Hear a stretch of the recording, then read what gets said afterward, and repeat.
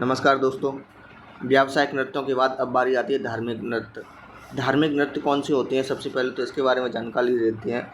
वह लोग नृत्य जो देवी देवताओं, संत संप्रदाय व महापुरुषों की आराधना में किए जाते हैं, उन्हें हम धार्मिक नृत्य कहते हैं। धार्मिक नृत्य में सबसे पहला जो आता है वह है आपका अग्नि नृत्य। अग्नि नृत्य तो अग्नि नृत्य क्या है? यह कतरियावास बीकानेर का प्रसिद्ध है। तो अग्नि नृत्य कहाँ की विशेषता मानी जाती है? कतरियावास बीकानेर की विशेषता मानी जाती है। यानी कतरियावास बीकानेर में जो नृत्य किया जाता है उसको हम अग्नि नृत्य कहते हैं। अग्नि नृत्य जसनाती लोक देवता के या लोक संत की आराधना में किया जाता है। कौन से लोक संत हैं? जसनाथी संप्रदाय भी होता है एक, उसी के द्वारा यह क्या किया जाता है? अग्नि नृत्य किया जाता है। कब किया जाता है? फागुन व चैत में। फागुन व चैत जो महीना होता है उसमें जसनाथ जी की आराधना करते समय जो अग्नि नृत्य किया जाता है। अग्नि नृत्य केवल पुरुषों के ही द्वारा किया जाता है। इसमें भी केवल पुरुष ही भाग लेते हैं। इससे पहले जो कच्ची घोड़ी था उसमें भी पुरुष ही भाग लेते थे। अग्नि नृत्य के जो जनक माने जाते हैं वह रुस्तम खान को माना जाता है। रुस्तम जी जो हैं वह इसके प्रमुख क्या माने जाते हैं? इसके जनक माने जाते हैं, रुस्तम जी। तो रुस्तम कौन है? रुस्तम है अग्नि नृत्य के जनक। प्रमुख कलाकार के रूप में लालनाथ और चोखानाथ।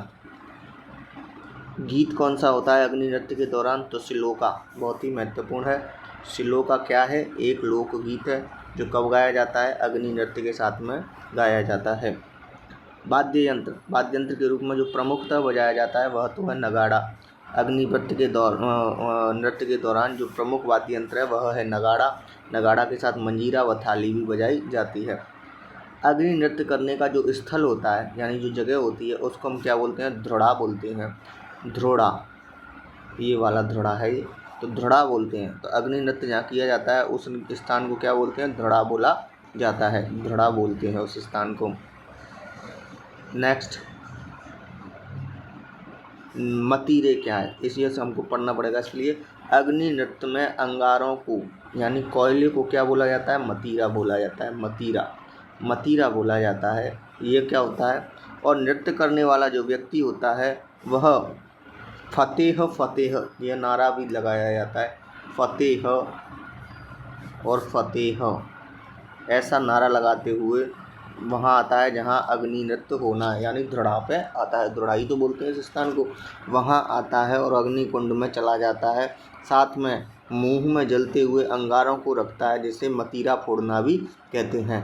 अंगारों को क्या बोलते हैं? मतीरा। और मतीरा अपने मुंह में लेना और पैरों से फोड़ना इस नृत्य की प्रमुख विशेषता मानी जाती है। एक बार फिर देखते हैं अग्नि नृत्य को। अग्नि नृत्य कहाँ का प्रसिद्ध है? कतरियावास बीकानेर। लोक संत कौन से हैं जिसकी आराधना में अग्नि नृत्य की जाता है? जसनाती संप्रदाय। जसनाती जी की जो संत हैं उनके पूजा अर्चना के समय पर ये अग्नि नृत्य किया जाता है। तिथि फागुन और चैत के महीने में अग्नि नृत्य किया जाता है। केवल पुरुषों के द्वारा किया जाता है। अग्नि नृत्य के जनक हैं वह रुस्तम जी हैं। प्रमुख कलाकार लालनाथ व चोखा हैं। प्रमुख गीत सिलोका है, सिलोका गाया जाता है। वाद्य यंत्र के रूप में मुख्यतः नगाड़ा के साथ मंजीरा व थाली भी बजाई जाती है। अग्नि नृत्य का जो नृत्य स्थल होता है उसको ध्रुड़ा बोलते हैं। मोस्ट है यह। मतीरा, आग के कोयले जो होते हैं, अंगारे जो होते हैं, उनको इस नृत्य में मतीरा बोला जाता है। मतीरा कैसे का होता है? क्या काम होता है इस मतीरे का? नृत्य करने वाला जो व्यक्ति होता है वह जहाँ पर अग्नि नृत्य हो रहा है वहाँ पहुँचता है। कौन सा नारा लगाता है? फतेह फतेह, फतेह फतेह का नारा लगाते हुए वहाँ पहुँचता है और अग्निकुंड में चला जाता है। साथ में जो मुंह में अंगारे लेता है यानी मतीरा ले लेता है और उनको मुंह में से बाहर भी निकालता है। अग्नि नृत्य को सर्वाधिक प्रोत्साहन कौन से महाराजा ने दिया था? तो गंगा सिंह बीकानेर के जो महाराजा थे, अग्नि नृत्य को सर्वाधिक बढ़ावा इन्हीं ने दिया था। अगला जो लोक नृत्य है वह है तेरह ताली। तेरह ताली भी एक धार्मिक नृत्य है। इसका उद्गम जो है वो पादरला गांव पाली में हुआ था। प्रसिद्ध इनको रुणेचा गांव, जैसलमेर व नागौर, इन 3 जगह का है। तेरह ताली जो नृत्य सम्मुखतः कहाँ होता है? रुणेचा गांव, जैसलमेर में, डीडवाना, नागौर, यहाँ पर भी इसको होता है। तेरह ताली के जो लोक देवता हैं वह रामदेव जी व हिंगलाज माता, इन दोनों की जो आराधना की जाती है उस समय जो 13 ताली नृत्य किया जाता है। मुख्य वाद्य यंत्र में इसमें महिला पुरुषों के अलग अलग वाद्य यंत्र हैं 13 ताली में। तो महिला क्या है, वह 13 मंजीरा, मंजीरा होता है हाथ जो होता है उनके महिलाओं का, तो एक फुंदना सा यहाँ बांध लिया, एक यहाँ बांध लिया, या एक ऐसे बांध लिया, उनको बोलते हैं मंजीरा। तो 9 तो वो अपने पैरों में बांधती हैं, 13 जो मंजीरे लेती हैं उसमें से 9 महिलाएं पैर में बांधती हैं तथा 4 अपने हाथ में बांधती हैं। ये तो हो गई महिलाओं का। महिला क्या, मुख्य वाद्य यंत्र मंजीरा, मंजीरा वो बांध लेती हैं। इसके अलावा जो पुरुष होते हैं वह तंदूरा बजाते हैं, इसको सहायक वाद्य यंत्र भी बोलते हैं। 13 ताली का जो नृत्य है उसमें सहायक वाद्य यंत्र के रूप में तंदूरा, तंदूरा को तानपुरा या चौतारा, क्योंकि 4 तार होते हैं इसीलिए इसको चौतारा भी बोलते हैं। ठीक है, तो चौतारा है, इसको पुरुष बजाते हैं। या प्रश्न ऐसे आ जाए कि सहायक वाद्य यंत्र क्या है 13 ताली में, तो फिर तंदूरा है, या फिर 13 ताली नृत्य में पुरुष क्या बजाते हैं, तो तंदूरा बजाते हैं। नेक्स्ट, 13 ताली नृत्य किया जाता है कामड़िया जाति की महिलाओं के द्वारा। याद रखना इसमें केवल महिलाएं लेती हैं भाग, पुरुष केवल तंदूरा बजाते हैं, वो भी दूर बैठकर।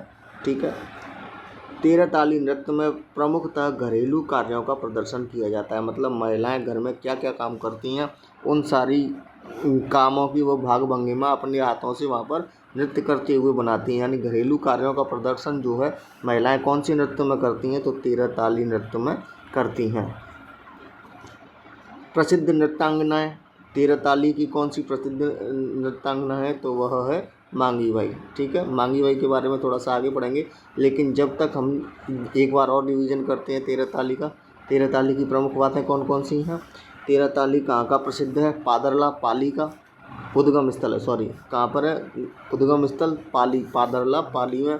प्रसिद्ध कहाँ का है, रुणेचा गाँव जैसलमेर में। देवता रामदेव जी और हिंगलाज माता की आराधना के समय गाया जाता है, किया जाता है यह नृत्य। मुख्य वाद्य यंत्र, महिलाएं 13 मंजीरे बांधती हैं, 9 पैर में और 4 हाथों में। पुरुष जो है वह तंदूरा बजाते हैं, तंदूरा को तानपुरा भी बोलते हैं और चौतारा भी बोलते हैं। 13 ताली नृत्य केवल कामड़िया जाति की महिलाओं के द्वारा किया जाता है। कामड़िया जाति की महिलाएं इस नृत्य को करती हैं, वो भी ज़मीन पर बैठकर करती हैं, इसमें खड़ा नहीं होती। 13 ताली नृत्य में घरेलू कार्यों का प्रदर्शन किया जाता है। घरेलू कार्यों का प्रदर्शन कौन से नृत्य में किया जाता है, तो 13 ताली नृत्य में किया जाता है। 13 ताली नृत्य की प्रसिद्ध नृत्यांगना कौन सी हैं, तो मांगी बाई हैं। अब पढ़ते हैं आगे मांगी बाई के बारे में। मांगी बाई का जन्म बानीना गांव, बानानी गांव या बानीना भी है, इसका कई जगह बानीना नाम बोला है, बानी नहीं है सॉरी, बानीना गांव चित्तौड़गढ़ में हुआ था। लेकिन इनकी शादी जो थी वो हुई थी पादरला गांव पाली में। इनके जो गुरु थे वह थे गौरम दास। गौरम दास के बारे में एक विशेषता ये है कि गौरम दास इनके गुरु होने के साथ में इनके जेठ भी थे, यानी इनके पति के बड़े भाई भी थे। गाड़िया लोहार सम्मेलन हुआ था एक बार चित्तौड़गढ़ में, गाड़िया लोहार सम्मेलन चित्तौड़गढ़ में आयोजित हुआ था। उसमें उस समय के प्रधानमंत्री पंडित जवाहरलाल नेहरू पहुँचे थे।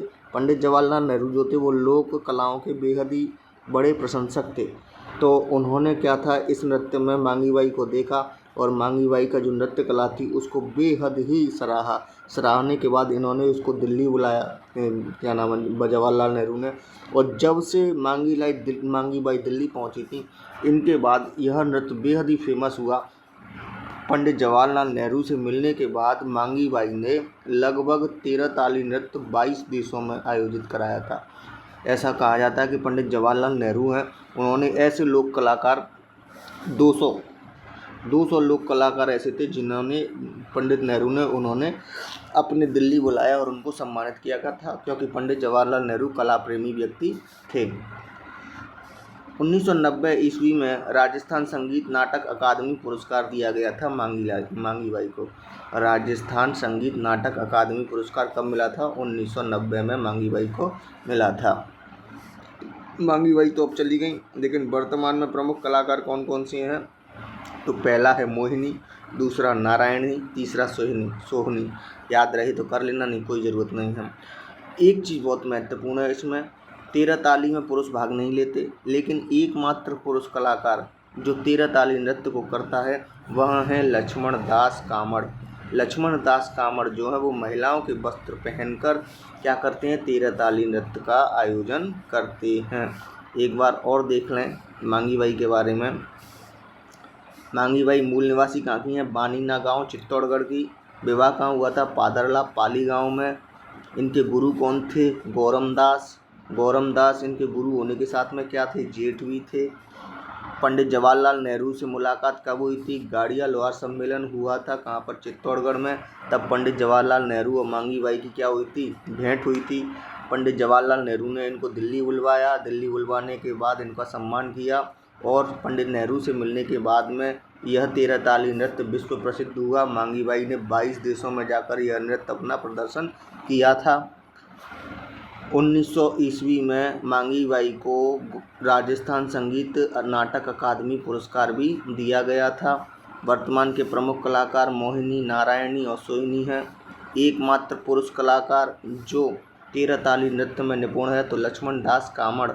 लक्ष्मण दास कामड़ यह महिलाओं के वस्त्र पहनकर क्या करते हैं, ये महिलाओं के वस्त्र पहनकर तेरह ताली नृत्य करते हैं। आज की वीडियो में इतना ही। कल फिर मिलेंगे किसी अन्य वीडियो के साथ में। तब तक के लिए धन्यवाद।